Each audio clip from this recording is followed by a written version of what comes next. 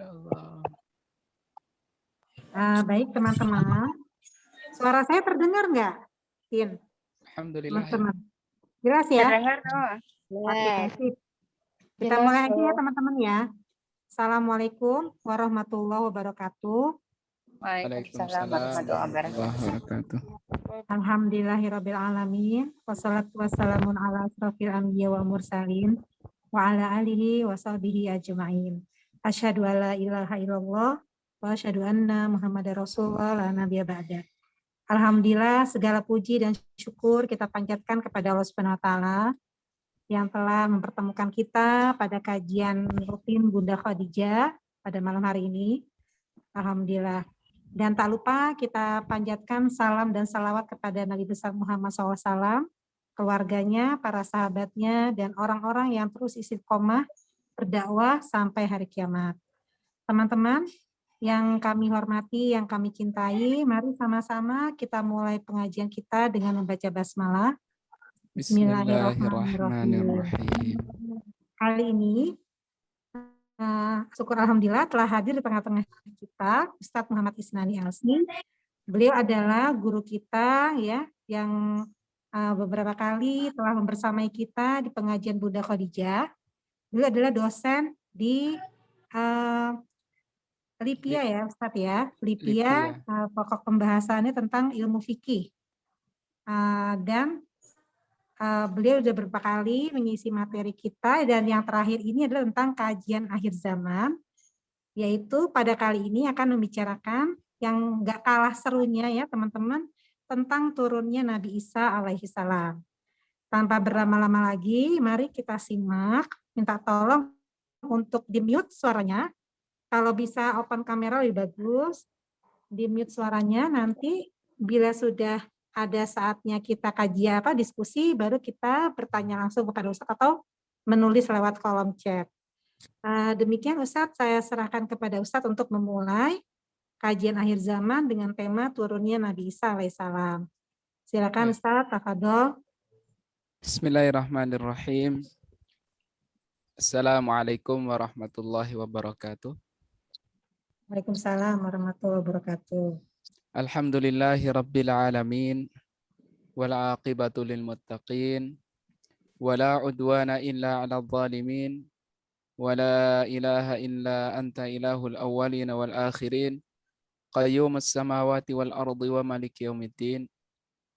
Asyhadu an la ilaha illallah wahdahu la syarika lah. Wa asyhadu anna Muhammadan abduhu wa rasuluhu la nabiyya ba'dah. Sallallahu alaihi wa ala alihi wa ala ashabihi wa ala man tabi'ahu bi ihsanin ila yaumiddin wa sallama tasliman katsira, amma ba'du.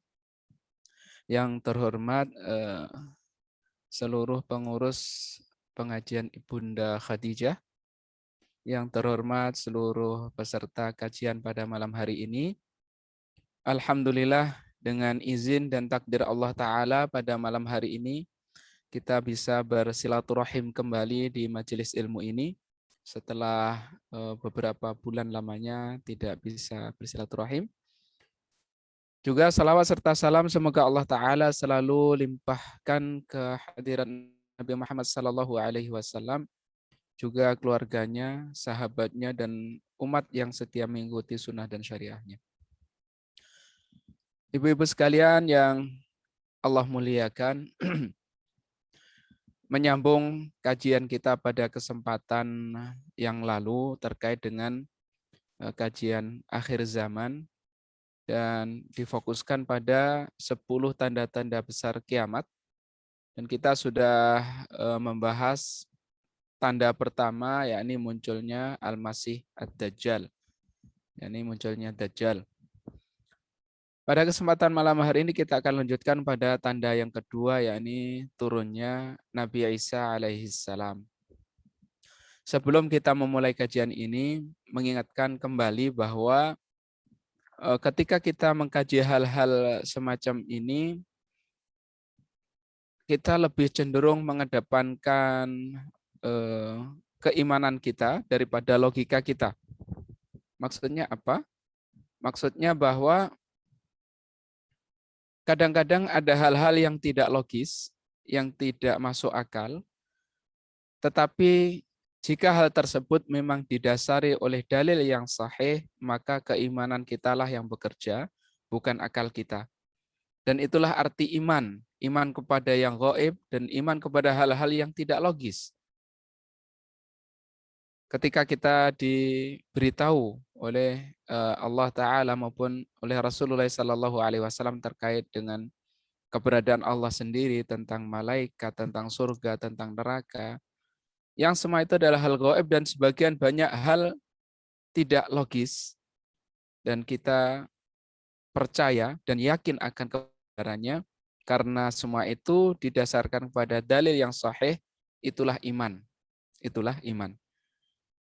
Sebagaimana terkait bab Dajjal, waktu yang telah lampau kita juga bahas banyak hal-hal yang tidak logis, maka kesempatan kali ini mungkin akan kita ketemukan juga berbagai hal yang tidak logis.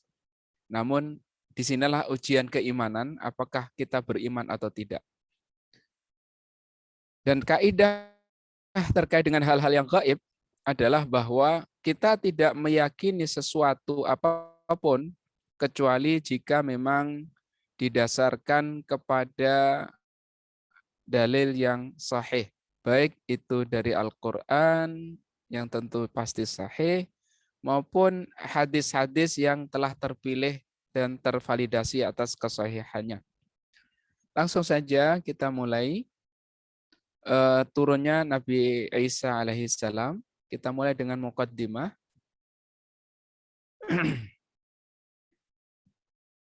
Nabi Isa alaihissalam adalah salah satu dari ulul azmi. Ulul azmi adalah kelompok rasul, para utusan yang memiliki kelebihan dibandingkan para nabi dan rasul lainnya. Yang jumlahnya mereka ini hanya 5 saja. Ada Nabi Nuh, Nabi Ibrahim, Nabi Musa, Nabi Isa, dan Nabi Muhammad alaihi wassalatu wassalam. Yang mana Allah Ta'ala telah istimewakan beliau dengan kelahiran dari seorang ibu tanpa ayah.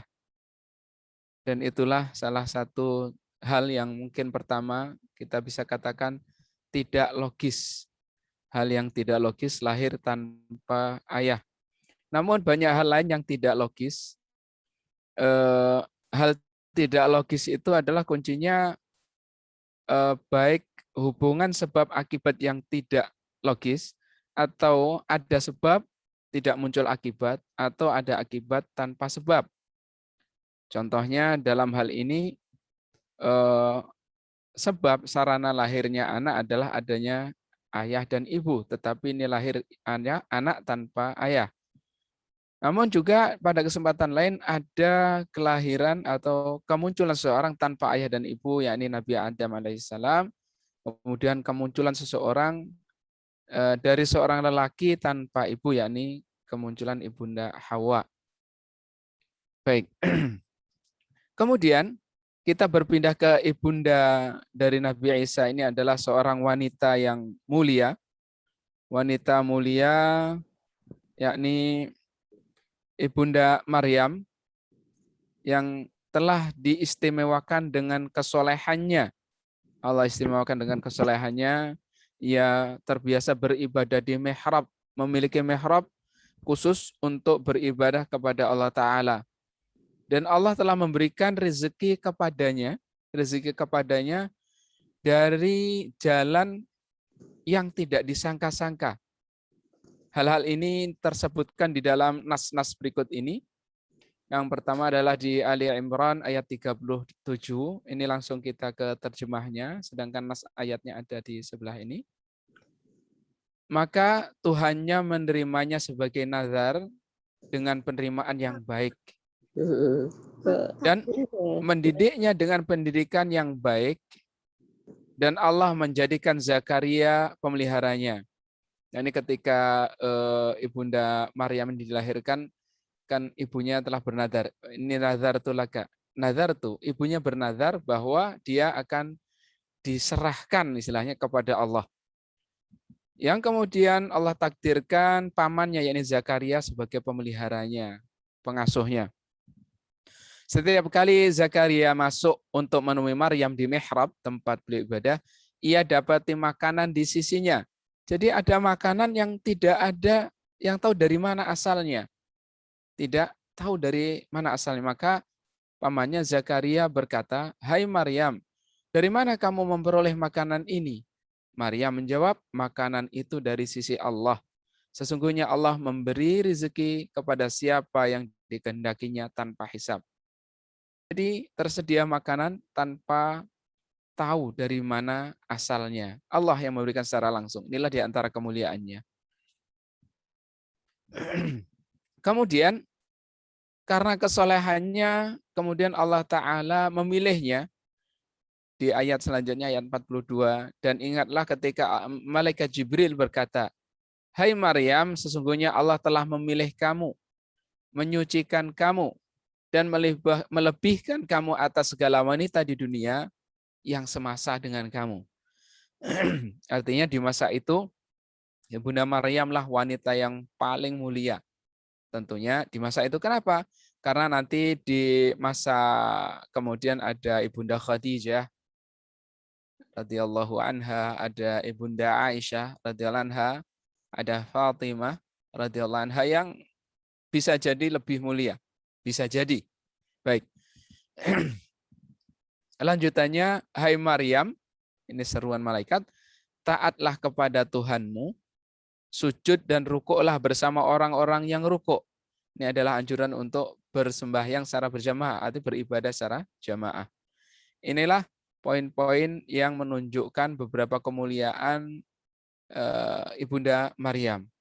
Kemudian ada hadis yang juga menegaskan hal tersebut. Hadis ini dari sahabat Anas bin Malik radhiyallahu anhu. Beliau sallallahu alaihi wasallam bersabda, "Hasbuka min nisa'il alamina Maryam bintu Imran wa Khadijatu bintu Khuwailid wa Fatimatu bintu Muhammad wa imra'atu Fir'aun." Hadis ini diriwayatkan oleh Imam At-Tirmidzi dengan derajat hadis sahih. Sahabat Anas meriwayatkan dari Nabi Shallallahu Alaihi Wasallam bahwasanya beliau bersabda, "Cukuplah untuk kamu ketahui wanita terbaik dari seluruh wanita di dunia, yakni Maryam binti Imran, Khadijah binti Khuwailid, Fatimah binti Muhammad, dan Asiyah istri Fir'aun. Inilah 4 wanita terbaik yang telah muncul di dunia. Lanjut, setelah Allah Ta'ala memilih Ibunda Maryam tadi, kemudian Allah Ta'ala membuatnya, mentakdirkannya mengandung. Yang itu ditegaskan di dalam surat Maryam ayat 22. Maka Maryam mengandungnya, lalu ia menyisihkan diri dengan kandungannya itu di tempat yang jauh. Padahal tidak tersentuh oleh laki-laki, sehingga ketika mengandung dalam kondisi seperti ini tentunya malu. Ya. Logikanya bagaimana terjadi sebuah kehamilan tanpa laki-laki, maka orang akan bertanya-tanya. Maka karena itulah kemudian Ibunda Maryam mengasingkan diri. Dan pada saat kelahirannya kita lihat bagaimana kisahnya di Maryam 23. Maka rasa sakit akan melahirkan anak memaksa ia bersandar pada pangkal pohon kurma. Ia berkata, "Aduhai, alangkah baiknya aku mati sebelum ini. Dan aku menjadi sesuatu yang tidak berarti lagi dilupakan." Ini karena beban yang ditanggung 2. Beban fisik dan beban psikologi. Beban fisiknya rasa sakit, dan mungkin para ibunda telah menjalani dan merasakan bagaimana rasanya. Semoga itu bagian dari perjuangan dan dicatat dari amal soleh tentunya. Karena kita tahu bahwa ketika seorang wanita umpamanya ada yang meninggal karena melahirkan, maka termasuk yang meninggal dalam kondisi syahid. Karena beban sakit dan juga beban psikologi malu tadi, maka beliau sampai mengucapkan hal ini, alangkah. Jadi berandai-andai, wah andaikan saya mati saja dan sudah nggak ada yang tahu tentang saya. Karena beratnya kondisi beban fisik maupun psikologi. Maka malaikat Jibril menyerunya dari tempat yang rendah. Janganlah kamu bersedih hati, sesungguhnya Tuhanmu telah menjadikan anak sungai di bawahmu. Jadi sebuah kekhususan bagaimana Allah membuat anak sungai di bawahnya. Ini adalah salah satu bentuk dari karomah, kemuliaan yang Allah berikan kepada Ibunda Maryam. Kemudian dilanjutkan ungkapan malaikat Jibril, wa huzzi ilaiki bijilin nakhlati tusaqita alaiki rutaban janiyya. Dan goyanglah pangkal pohon kurma itu ke arahmu, niscaya pohon itu akan menggugurkan buah kurma yang masak kepadamu. Bisa dibayangkan pohon kurma itu kayak pohon kelapa sangat kuat dan sangat kokoh dan tegar. Ini seorang wanita yang baru melahirkan diperintahkan untuk menggoyangkan pohon kurma. Ibunda bisa bayangkan, goyangkan pohon kurma. Dan bagaimana caranya, wallahu a'lam. Tetapi yang dapat kita ambil pelajaran dari hal ini diantaranya bahwa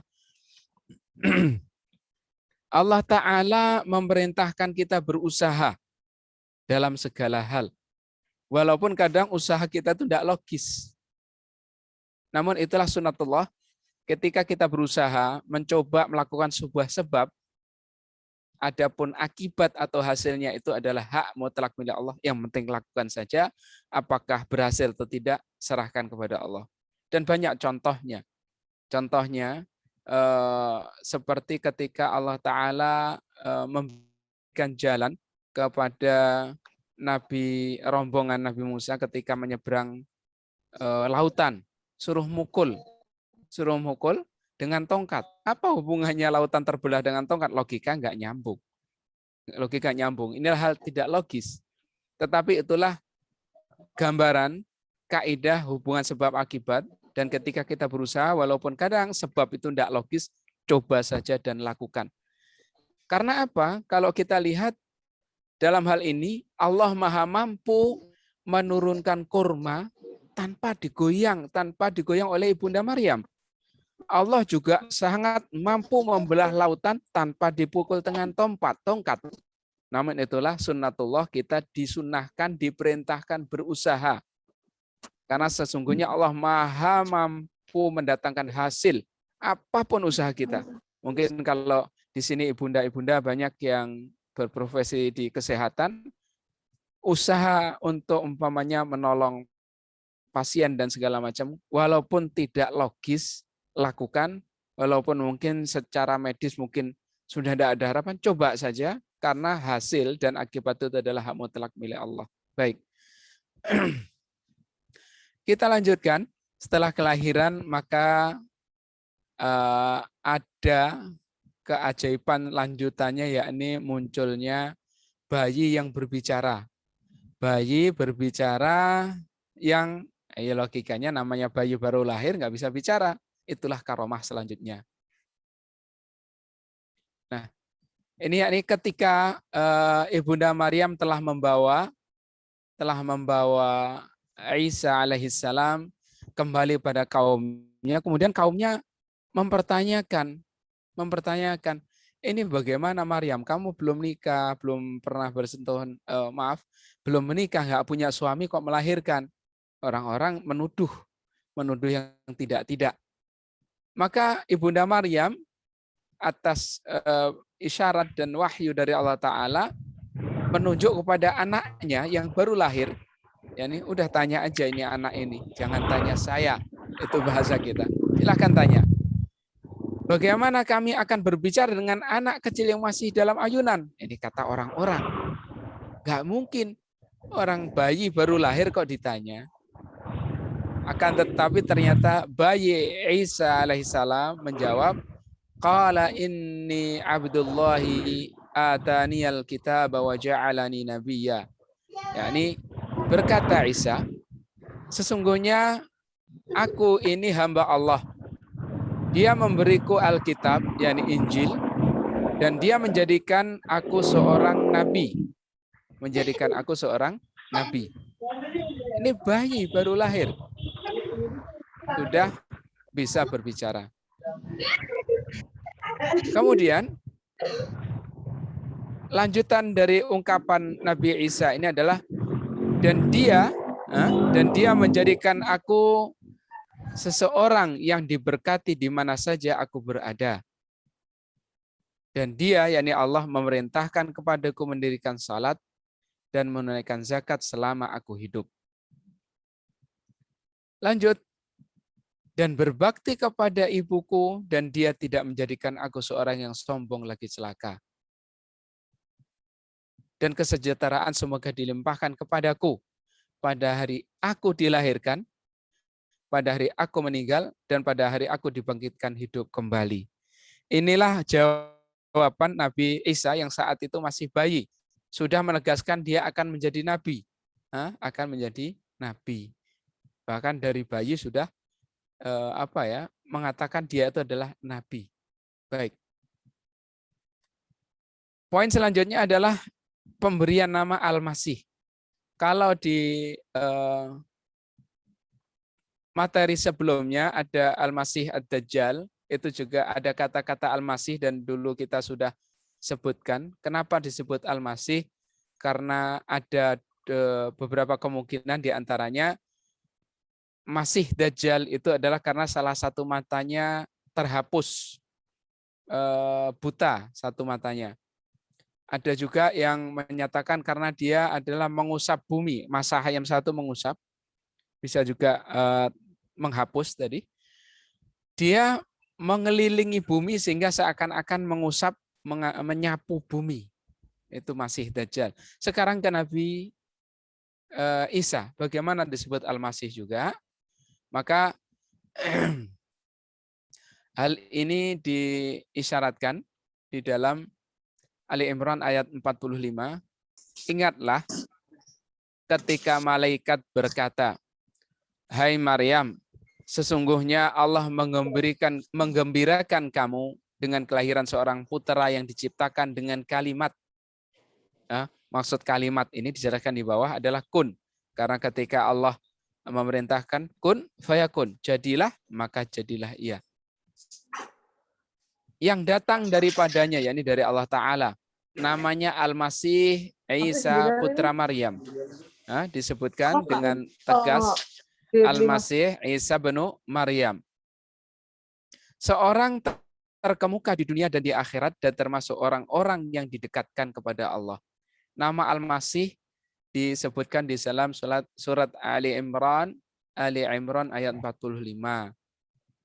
Secara makna, secara bahasa, Al-Masih itu dari wazan fa'il.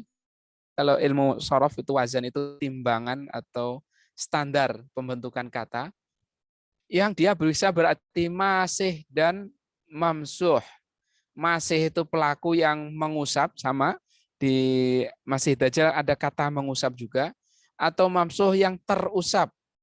Namun di sini lebih kuat cenderung kepada makna pertama, yakni masih, yakni orang yang mengusap. Kenapa? Yakni karena beberapa hal. Karena setiap mengusap orang sakit, orang itu sembuh. Ini kita sudah baca di Al-Quran, ada orang Al-Abros wal Akmah, itu ada orang yang sakit kusta dan beberapa sakit lain, beliau sembuhkan. Tentu dengan izin Allah Ta'ala. Kemudian ada juga yang menyatakan dikatakan Al-Masih, alasannya karena ia terlahir telah terusap atau terlumuri minyak saat keluar dari rahim ibunya. Wallahu a'lam tingkat kesahihannya. Ada juga menyatakan karena Zakaria mengusapnya.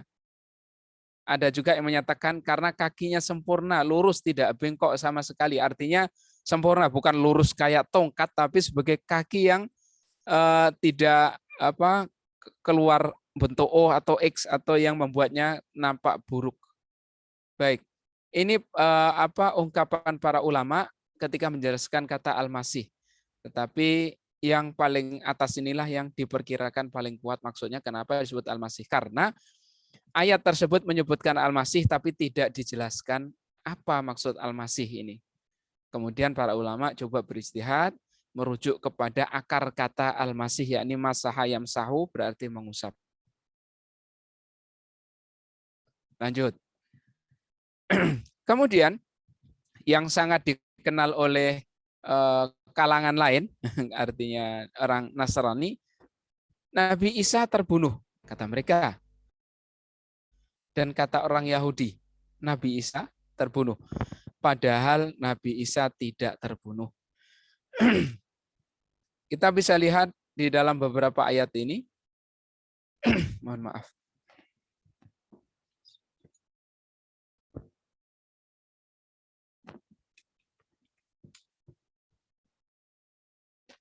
Ini Allah Ta'ala mengkisahkan apa ungkapan mereka, yakni orang-orang yang mengklaim mereka telah membunuh Nabi Isa. Wa qaulihim inna qatalnal masiha Isa bin Maryam Rasulullah wa ma qataluhu wa ma salabuhu walakin syubbiha lahum wa innal ladzina ikhtalafu fihi la fi syakkin minhu ma lahum bihi min ilm ma lahum bihi min ilmin illa ittiba'a dhanni wa ma qataluhu yaqina. Ini yang Allah nyatakan di surat An-Nisa ayat 157. Dan karena ucapan mereka telah mengucapkan, maksudnya, sesungguhnya kami telah membunuh Al-Masih Isa putra Maryam Rasulullah. Padahal mereka tidak membunuhnya dan tidak pula menyalibnya. Tetapi yang mereka bunuh, ini Allah jelaskan, ialah orang yang diserupakan dengan Isa bagi mereka. Artinya di hadapan mereka seakan-akan ini adalah Nabi Isa yang mereka bunuh. Sesungguhnya orang-orang yang berselisih paham tentang pembunuhan Isa benar-benar dalam keraguan-raguan tentang yang dibunuh itu. Mereka pun nggak yakin, tapi akhirnya memaksakan diri untuk yakin. Mereka tidak mempunyai keyakinan tentang siapa yang dibunuh itu, kecuali mengikuti persangkaan belaka. Mereka tidak pula yakin bahwa yang mereka bunuh itu adalah Isa. Nah, ini ada catatan ketika mereka menyebut Isa putra Maryam Rasulullah itu ialah sebagai ejekan, bukan keyakinan ya, bukan apa yang mereka yakini, tapi ejekan. Karena mereka sendiri tidak mempercayai kerasulannya. Tidak mempercayai kerasulannya. Disebutkan ini Isa ibnu Maryam, anaknya Maryam, nggak punya bapak. Itu kan sebuah hinaan menurut mereka. Kemudian dipertegas di ayat selanjutnya, di Ali Imran ayat 55.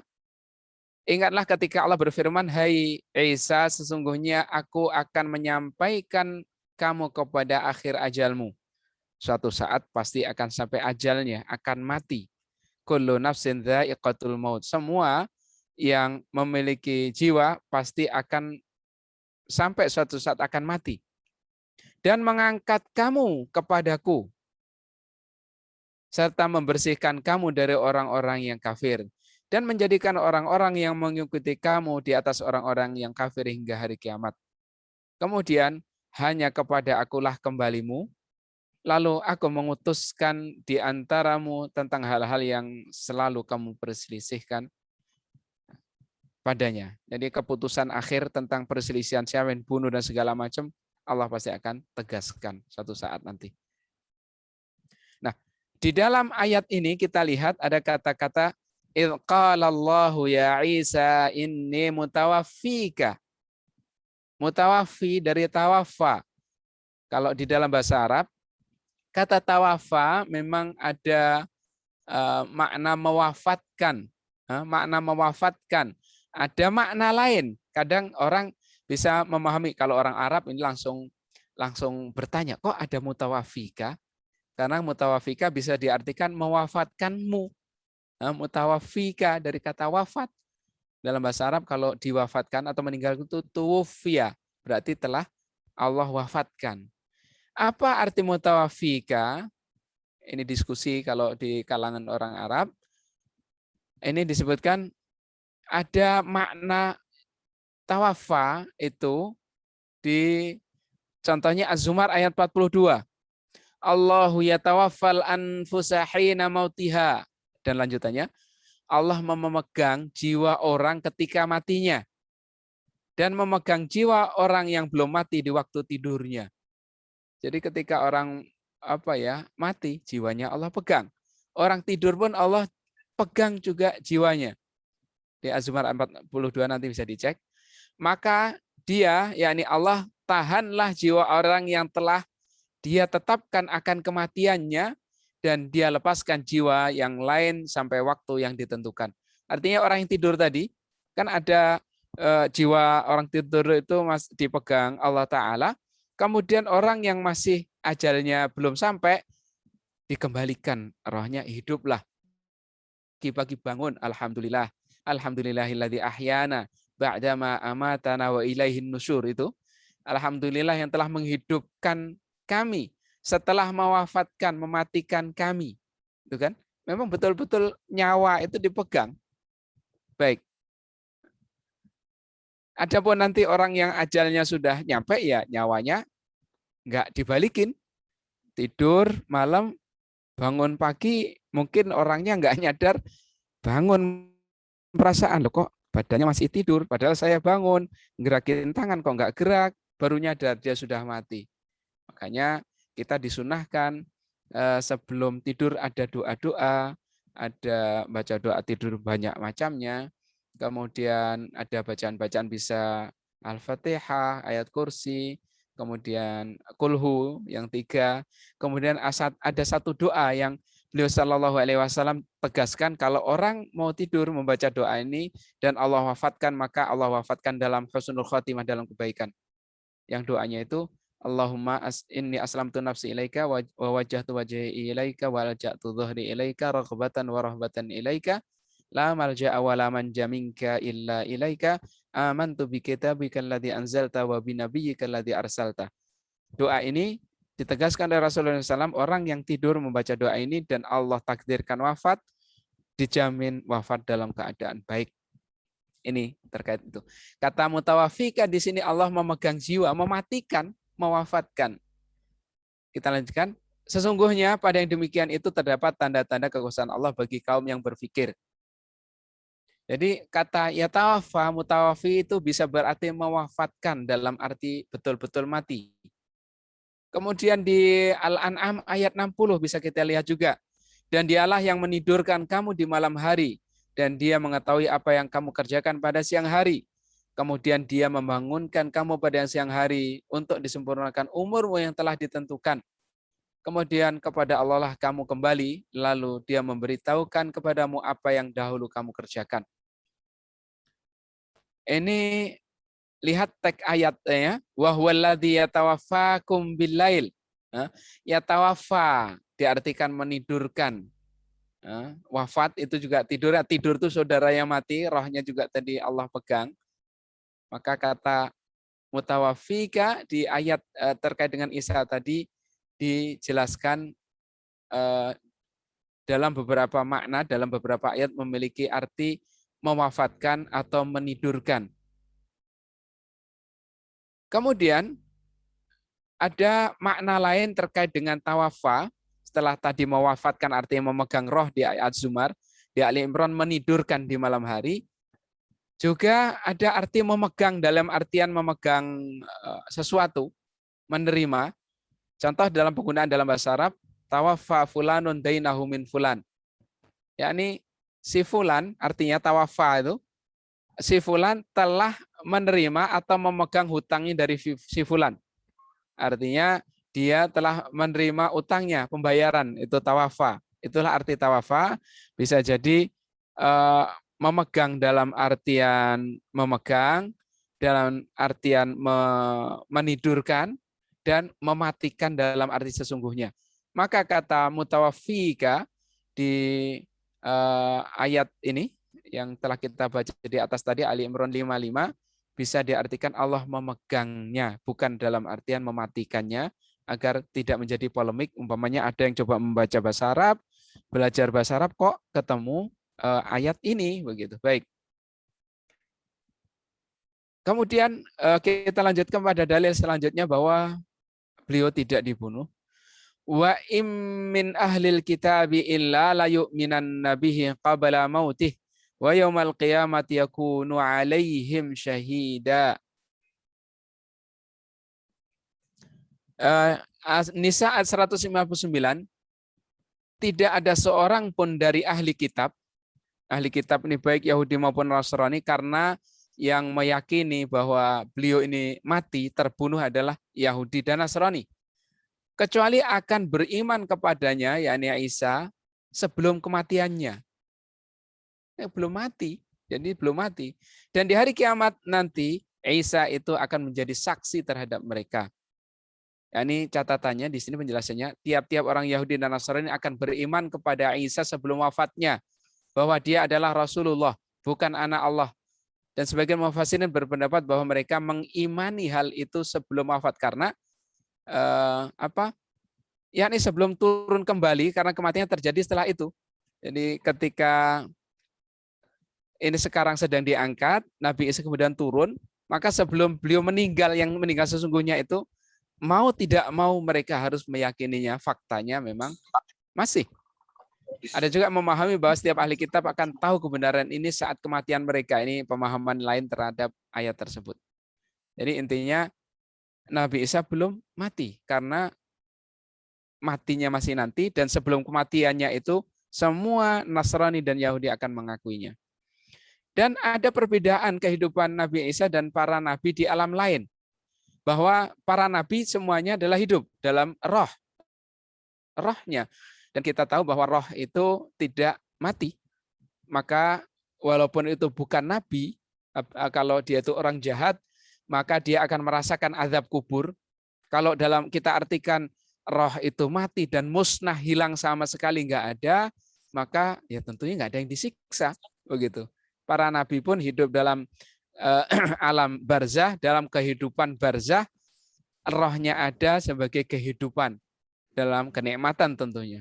Adapun Nabi Isa hidup sebagaimana hidupnya manusia dengan fisik dan rohnya, fisik roh masih bersatu, dan di tempat yang Allah lebih tahu daripada kita. Sedangkan para nabi jasadnya termakamkan di bumi, sedang rohnya di alam barzah. Baik. Dia angkat ke langit.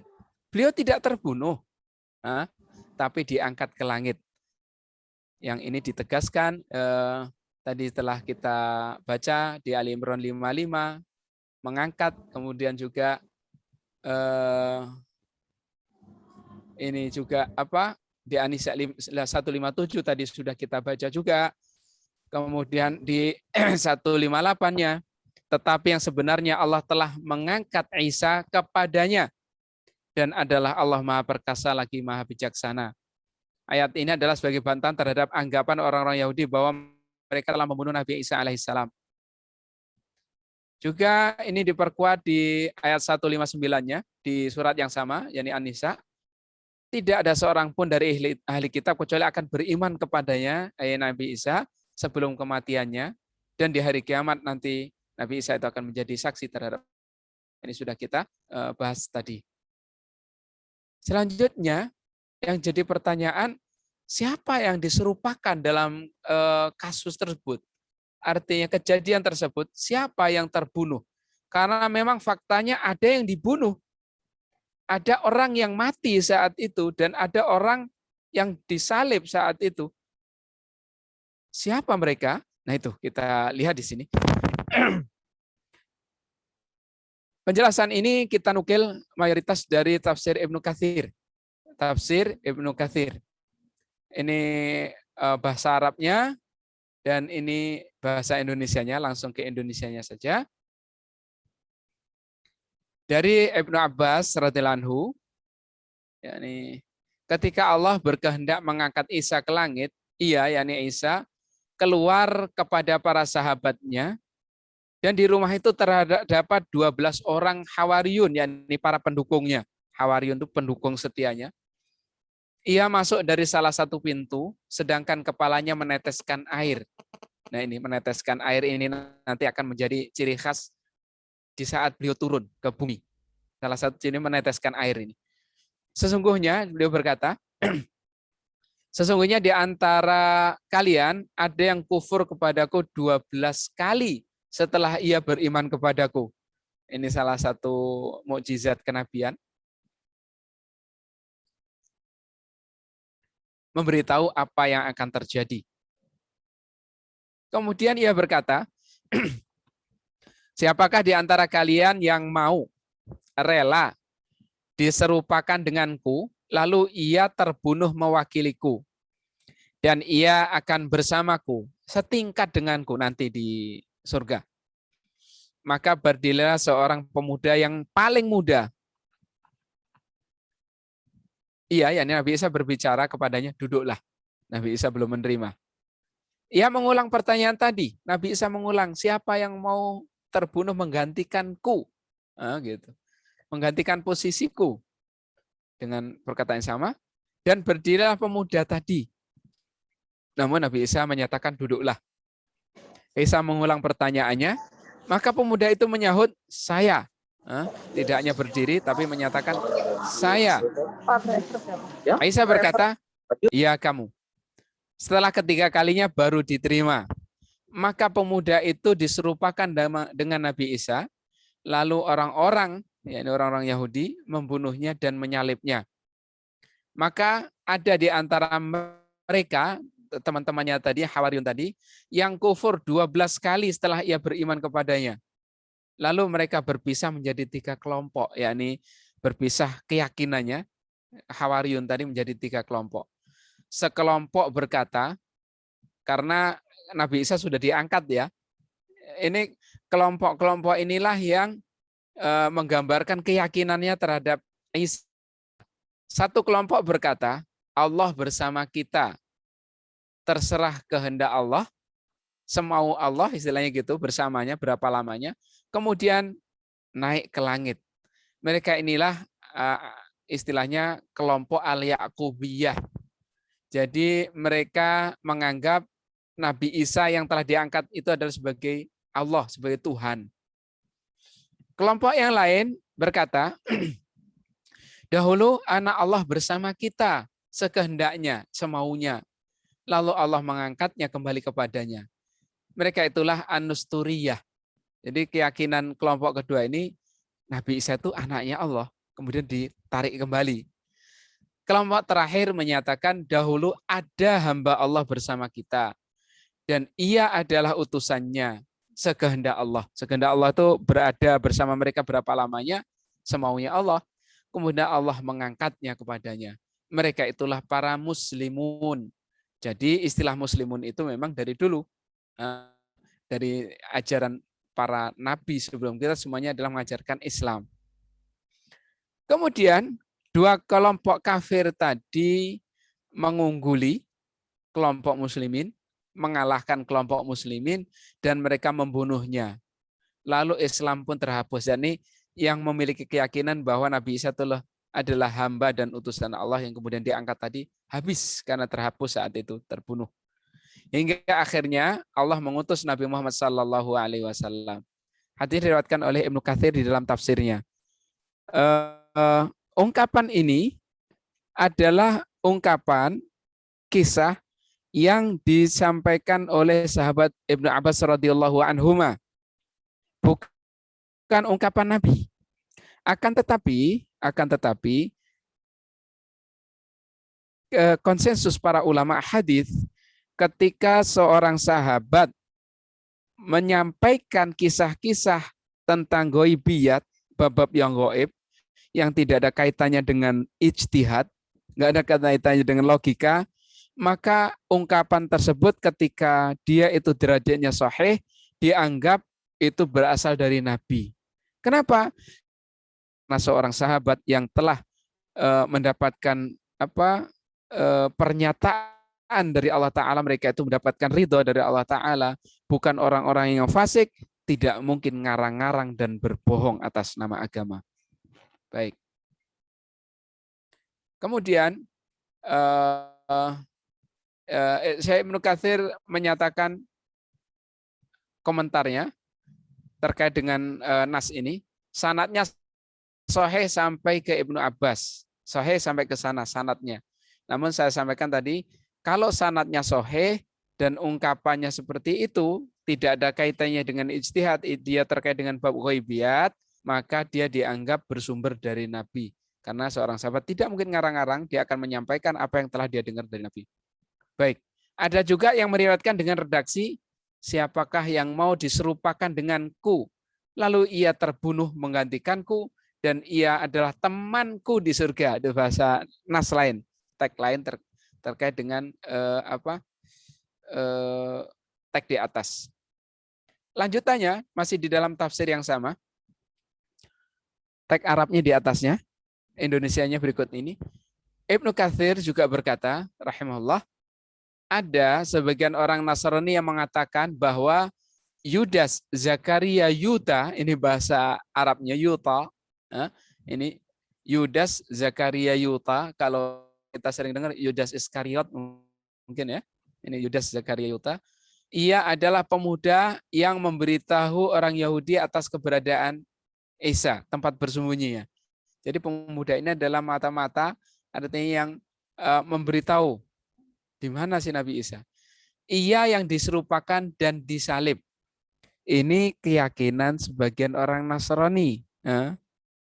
Dan ia, yakni si orang yang tersalib ini menyatakan, aku bukan sahabat kalian, aku menunjukkan kalian padanya. Baik, artinya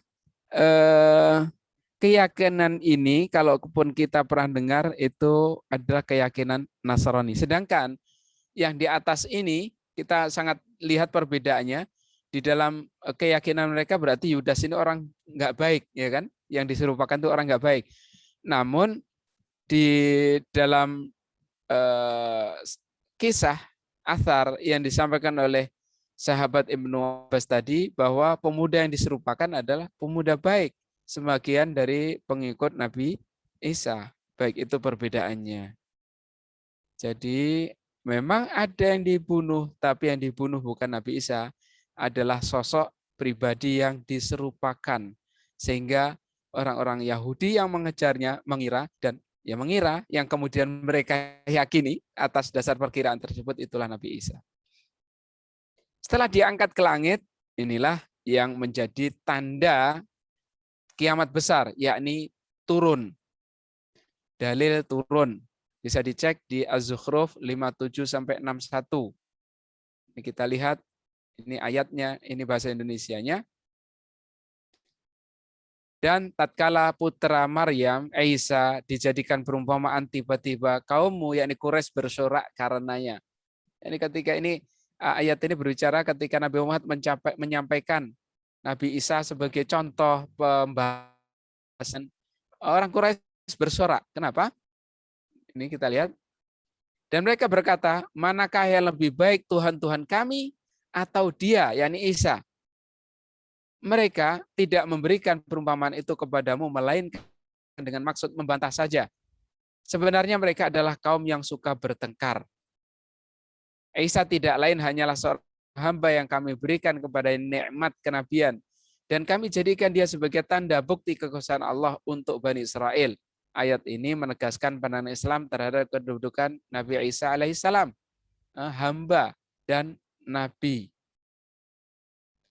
Dan kalau kami berkehendak, benar-benar kami jadikan sebagai gantimu di muka bumi malaikat-malaikat yang turun-temurun. Artinya, jika Allah ingin, bisa menggantikan malaikat sebagai pengganti para nabi, sangat bisa.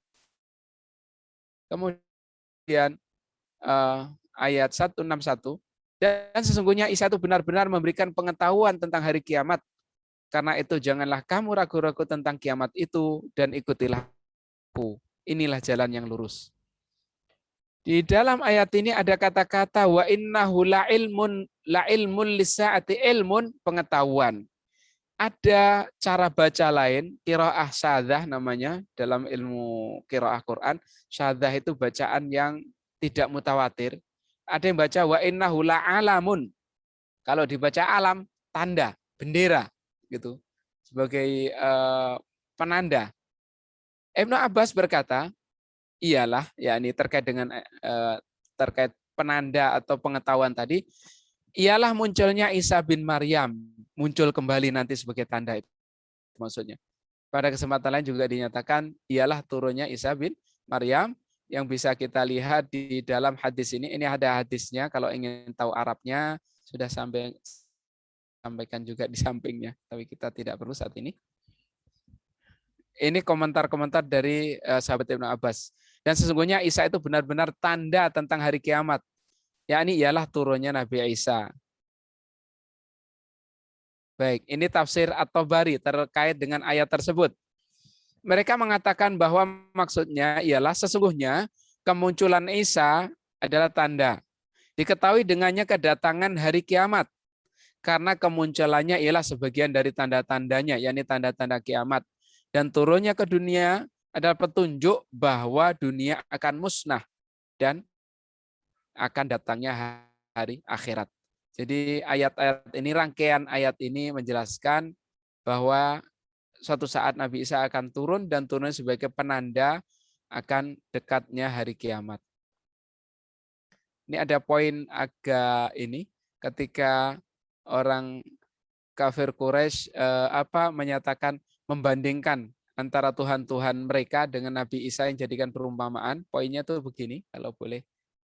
Jadi di ayat 57 dan 58 di atas menceritakan kembali kejadian sewaktu Rasulullah SAW membacakan di hadapan orang Quraisy ayat 98 surat Al-Anbiya, yang artinya sesungguhnya kamu dan yang kamu sembah selain Allah adalah kayu bakar jahanam. Itu ayat itu. Maka seorang Quraisy bernama Abdullah bin Azab-Ari menanyakan kepada Rasulullah SAW tentang keadaan Isa yang disembah oleh orang Nasrani. Apakah beliau juga menjadi kayu bakar neraka jahanam seperti halnya sembahan-sembahan mereka? Ini logikanya orang Quraisy pengen ngolok-ngolok. Bahasanya gini, wahai Muhammad, kamu kan katakan sembahan kami berhala-berhala itu akan jadi kayu bakar neraka. Nabi Isa kan jadi sembahnya orang-orang Nasrani, berarti jadi kayu bakar juga dong. Mana yang lebih baik? Nah itu kata-kata mereka di sini nih. Apa? Tak kala peta Maryam dijadikan perumpamaan, kaummu atau Quraisy bersorak. Mana yang lebih baik itu? Karena sama-sama sembahan manusia disembah dengan salah, berarti sama-sama dibakar dong. Itu maksudnya begitu. Iya. Rasulullah SAW terdiam dan mereka pun mentertawakannya. Ya, sampai begitu. Lalu mereka menanyakan lagi mengenai mana yang lebih baik antara sembahan-sembahan mereka dengan Nabi Isa. Pertanyaan-pertanyaan mereka ini hanyalah mencari perbantahan saja. Bukanlah mencari kebenaran. Mereka nggak nyari kebenaran, ingin berbantah-bantah dan mengejek. Jalan pikiran mereka itu adalah kesalahan yang besar. Isa alaihissalam tidak mengetahui bahwa beliau disembah dan tidak pula rela dijadikan sesembahan. Baik. Ya, ini terkait akan turunnya dalil pertama. Az-Zukhruf 57 sampai 61. An-Nisa 159.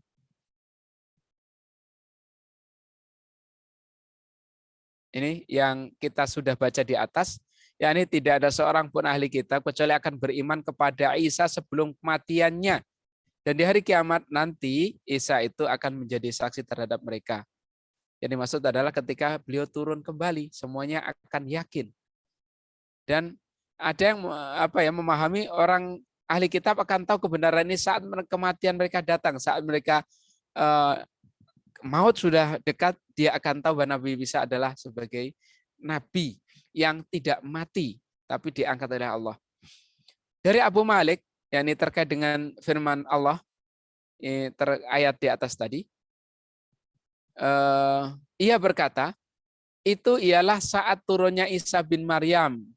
Tidak tersisa seorang pun dari ahli kitab kecuali pasti beriman kepadanya. Ini kita nukil dari tafsir At-Tabari. Kemudian dari tafsir Ibnu Katsir, maksud dari ungkapan itu ialah membatalkan klaim orang-orang Yahudi bahwa Isa terbunuh dan disalib. dan orang-orang Nasrani yang menerima klaim tersebut. Kan orang Nasrani mengikuti kepercayaan orang-orang Yahudi. Mereka meyakini seperti orang Yahudi, Nabi Isa itu terbunuh dan disalib. Allah memberitahu bahwa kejadian itu tidak seperti itu. Akan tetapi sebenarnya ada yang diserupakan dengannya. Lalu mereka membunuh orang yang diserupakan ini dan mereka tidak menyadarinya. Kemudian Allah mengangkatnya, yakni mengangkat Nabi Isa. Dan sungguh Isa masih hidup dan ia akan turun sebelum hari kiamat sebagaimana yang ditunjukkan oleh hadis-hadis mutawatir. Lalu Nabi Isa membunuh Dajjal dan mematahkan salib, membunuh babi, tidak menerima jizyah dari agama lain. Bahkan ia tidak menerima selain agama Islam atau pedang. Artinya, ayo kamu mau Islam atau kamu mau pedang, bahasanya gitu. Di saat itu nanti. Maka saat itu semua ahli kitab akan beriman. Karena kalau nggak beriman, ini mau pedang. Tidak ada yang tersisa. Oleh karena itu Allah berfirman, kecuali akan beriman kepadanya sebelum kematiannya. Yakni sebelum kematian Nabi Isa. Karena memang Nabi Isa tidak menerima jizyah. Adanya Islam atau pedang. Kalau zaman Nabi Muhammad, nggak menguasai Islam, bisa bayar jizyah. Kalau enggak, atau pedang. Begitu. Kalau terkait dengan jizyah, kita mungkin ada yang bertanya, jizyah itu semacam pajak yang dibayarkan oleh orang kafir yang hidup di bawah perlindungan kaum muslimin, negara Islam. Bayar pajak sebagai imbalan atas perlindungan dan kenyamanan dalam Islam. Berarti dia tetap kafir, tunduk kepada aturan negara Islam, dan dia dijamin keselamatannya oleh Islam. Itu yang terjadi, ini terkait jizyah. Tapi nanti di masa Nabi Isa nggak ada jizyah, nggak ada pilihan lain, Islam atau pedang.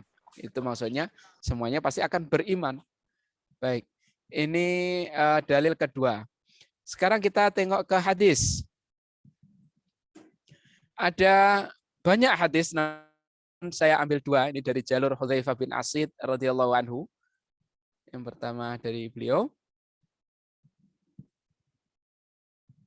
Ini hadis beliau. Dari Hudzaifah bin Asid radhiyallahu anhu, Nabi Muhammad sallallahu alaihi wasallam bersabda, sesungguhnya kiamat tidak akan terjadi hingga kalian menerima atau mendapatkan sebelumnya 10 tanda.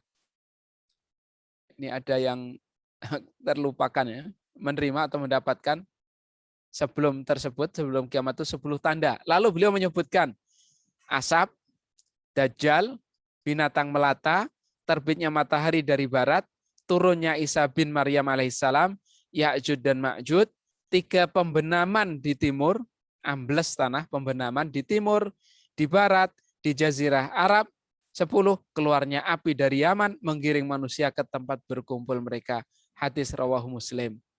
Jadi di poin nomor 5. Namun urutan ini tidak baku, artinya hasil ijtihad ulama, urutannya adalah yang telah kita sebutkan di depan tadi. Ini turunnya Nabi Isa itu di nomor 2. Karena ada beberapa hadis yang menjelaskan lebih rinci sehingga bisa disimpulkan seperti ini. Dan dari banyak hadis nanti akan diketahui bahwa turunnya Nabi Isa setelah Dajjal. Setelah Dajjal. Maka kalau di dalam hadis ini kan setelah Dajjal ada binatang melata, terbitnya matahari. Ini tidak menunjukkan urutan, tetapi secara acak. Sedapun urutannya adalah sebagaimana yang telah kita sebutkan di pembukaan tadi. Jalur kedua dari sahabat Abu Hurairah radhiyallahu anhu. Yakni beliau sallallahu alaihi wasallam bersabda, demi zat yang jiwaku di tangannya, sungguh hampir saja Ibnu Maryam turun kepada kalian sebagai hakim yang adil. Maka ia mematahkan salib, membunuh babi, menghapus jizyah, dan datang banyak harta tetapi tidak ada yang menerimanya. Artinya zakat banyak, sedekah banyak, cuman nggak ada yang mau menerimanya. Kalau sudah kecukupan, ya. Hingga 1 kali sujud lebih baik daripada dunia dan isinya. Abu Hurairah berkata, jika kalian tidak percaya, bacalah surat An-Nisa ayat 159. Jadi ini menguatkan makna ini. Hadis rawahu Bukhari dan Muslim. Jadi setelah kita baca sebagian dari dalil ini, dari Az-Zukhruf, An-Nisa, kemudian hadis-hadis ini, tidak ada keraguan lagi Dan kita lihat komentar para ulama terkait dengan turunnya Nabi Isa. Ini pertama dari komentar al-alim, seorang ulama As-Safarini dalam kitab Lawami'ul Anwar Al-Bahiyah, jilid sekian, 1 halaman sekian tersebutkan di situ. Umat telah berijma atas turunnya Isa alaihissalam, yakni bahwa nanti akan turun. Tidak ada yang mengingkarinya selain daripada ahli filsafat dan ateis. Umat juga telah berijma berkonsensus, semuanya sepakat dia akan turun berhukum dengan syariat Islam, tidak membawa syariat lain, tidak membawa syariat yang dulu. Syariat Islam ini yang ditegakkan. Syariat Islam yang ditegakkan.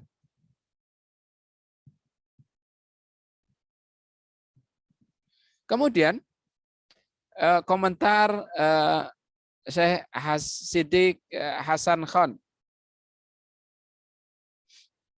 dalam kitabul Al-Ida'ah lima kana wa ma yakunu baina yadi as-sa'ah. Al-Ida'ah lima kana, kita baca isinya. Hadis-hadis yang menjelaskan turunnya Isa alaihissalam sangat banyak. Asy-Syaukani, ini berarti menukil dari ungkapan Imam Asy-Syaukani rahimahullah, menyebut sebagiannya sebanyak 29 hadis. Ada yang sahih, hasan, dan dhaif yang menguat. Karena banyak yang menguatkan, walaupun dhaif jadi menguat.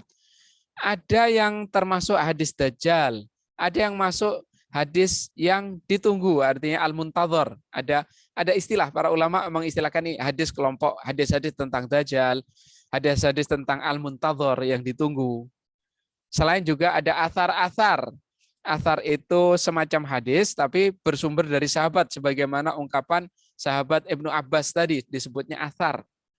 Yang dihukumi sebagai hadis marfu, karena masalah ini bukan masalah ijtihad. Seperti ungkapan atau athar Ibnu Abbas radhiyallahu anhu tadi, dia bisa dihukumi marfu karena bukan bab ijtihad isinya. Setelah menyebutkannya, ia berkata, semua yang telah kami sebutkan telah mencapai standar mutawatir, sebagaimana yang bisa dilihat oleh mereka yang menekuninya. Artinya, orang-orang yang mempelajari ilmu mustalah hadis akan menyadari dan memahami bahwa ini sudah tingkat mutawatir, nggak ada keraguan lagi. Syekh Hasan Syakir dalam At-Tafsir At-Tabari, Ta'liq Syekh Ahmad Syakir, kita lihat. Jadi ini komentar Syekh Ahmad Syakir dalam Tafsir At-Tabari tentang turunnya Isa alaihissalam di akhir zaman merupakan hal yang tidak diperselisihkan oleh kaum muslimin karena adanya hadis-hadis sahih dari Nabi Sallallahu Alaihi Wasallam. Ini merupakan hal darurat, aksioma agama, sehingga yang mengingkarinya bukan orang mukmin. Sangat tegas. Ini saya sebutkan di depan. Ini bab iman. Kalau enggak iman berarti enggak mukmin. Kalau enggak mukmin berarti silakan diartikan sendiri. Kemudian juga Syekh Muhammad Nasiruddin Al-Albani dalam Syarah Aqidah At-Tahawiyah, Tahqiq Syekh Al-Albani, kita lihat komentarnya.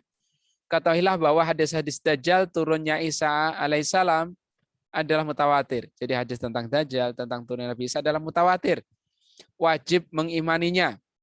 Hendaklah kita tidak tertipu dengan komentar orang yang mengatakan bahwa itu adalah hadis ahad. Hadis ahad itu hadis yang di periwayatannya lemah, tidak mencapai mutawatir. Bukan lemah berarti lemah dhaif, tapi tidak mencapai mutawatir. Karena ia adalah orang jahil. Orang menyatakan hadis terkait Dajjal dan Isa itu hadis ahad. Ini orang jahil, bahasa beliau. Yang memang tidak meneliti jalur-jalurnya. Kalau mereka menelitinya, pastilah akan ia dapati bahwa hadis itu adalah mutawatir sebagaimana yang dijelaskan oleh para imam dalam bidang ini. Seperti Al-Hafidh Ibnu Hajar dan yang lainnya. Sayangnya ada orang yang terlalu berani berkomentar padahal bukan spesialis bab ini, bukan spesialis bab hadis, tapi berkomentar. Apalagi bab ini adalah bab agama dan akidah, maka hati-hati. Artinya orang yang masih mengingkari hal tersebut ya tadi disebutkan bukan mukmin di komentar saya Ahmad Syakir di dalam Tafsir At-Tabari tadi komentarnya. Baik. Setelah turun, apakah Nabi Isa ini termasuk Nabi umatnya Nabi Muhammad atau bukan? Jawabannya iya.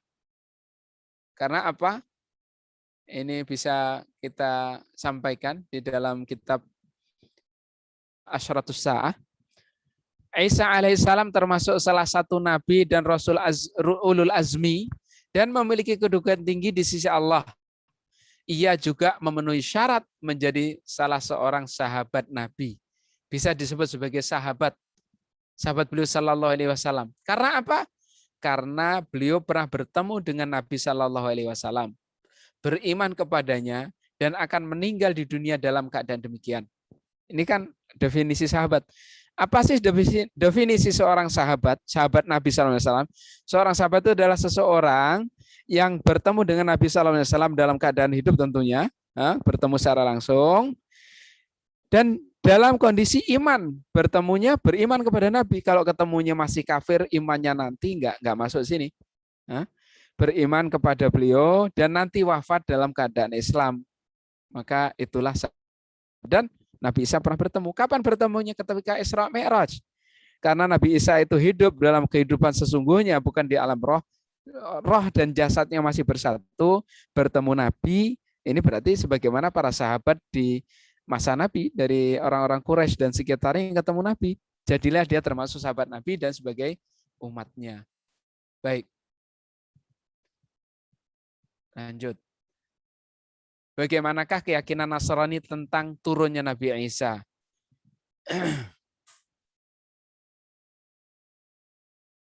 Orang Nasrani berkeyakinan bahwa Nabi Isa alaihissalam adalah anak Allah. Ia terbunuh dan disalib. Ia diangkat ke langit 3 hari setelah penyaliban. Ia duduk di sisi Tuhannya, Bapaknya, maaf ya, di sisi Bapaknya, bahasa mereka Tuhan, dan ia akan turun di akhir zaman. Jadi ada keyakinan turun juga di akhir zaman. Tetapi yang di atas-atas kita lihat bagaimana keyakinannya berbeda. Ahli kitab sepakat atas adanya 2 Mesiah. Kalau pernah dengar Mesiah, Al-Masih.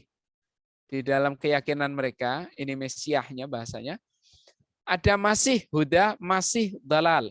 yakni Mesiah petunjuk, hidayat, dan Mesiah kesesatan. Menurut mereka, ini menurut mereka loh ya, bukan menurut kita, Mesiah Huda atau Mesiah petunjuk, hidayat itu dari keturunan Nabi Daud alaihissalam. Ia adalah Isa alaihissalam.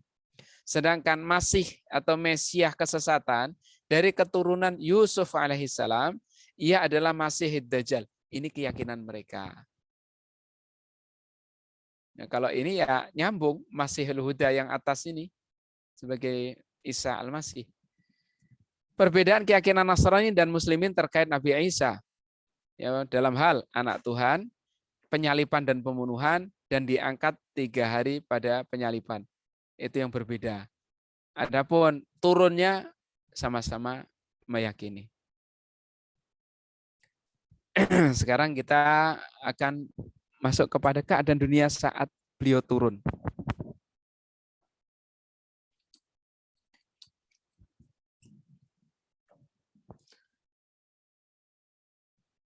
Ini gambarannya.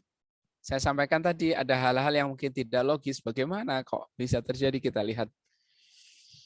Dari Az-Zuhri, dari Amr bin Abi Sufyan Ats-Tsaqafi, dari beberapa orang Ansar, dari sahabat Nabi Sallallahu Alaihi Wasallam, beliau bersabda, Dajjal akan mendatangi tanah gersang di Madinah, tetapi ia diharamkan untuk memasuki jalan-jalannya, jadi nggak bisa masuk Madinah.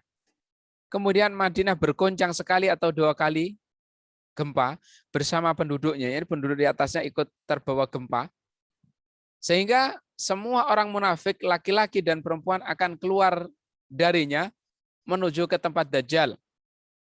Lalu Dajjal berjalan ke arah Syam dan mendatangi salah satu gunungnya dan mengepung kaum muslimin di sana.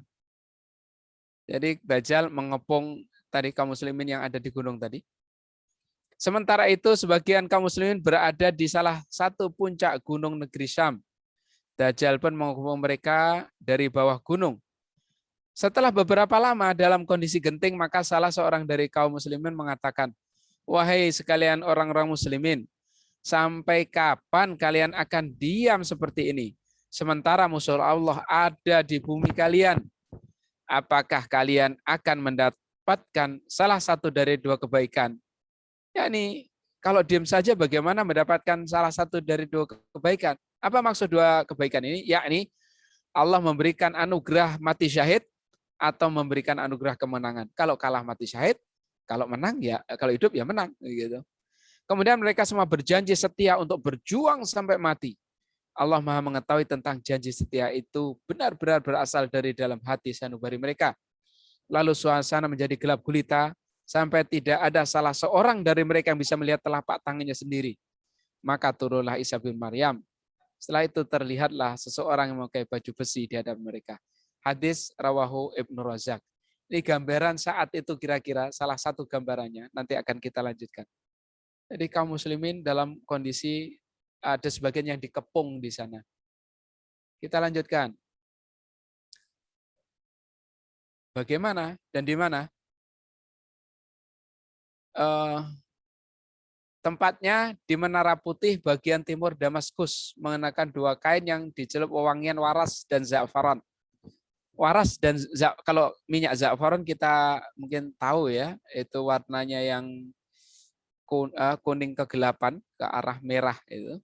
Waras adalah juga gitu minyak wangi yang memiliki corak warna kekuningan kayak kunyit. Saat ia berada dalam kondisi seperti itu, tiba-tiba Allah mengutus Al-Masih. Ini dinukil dari sebuah hadis ungkapan ini.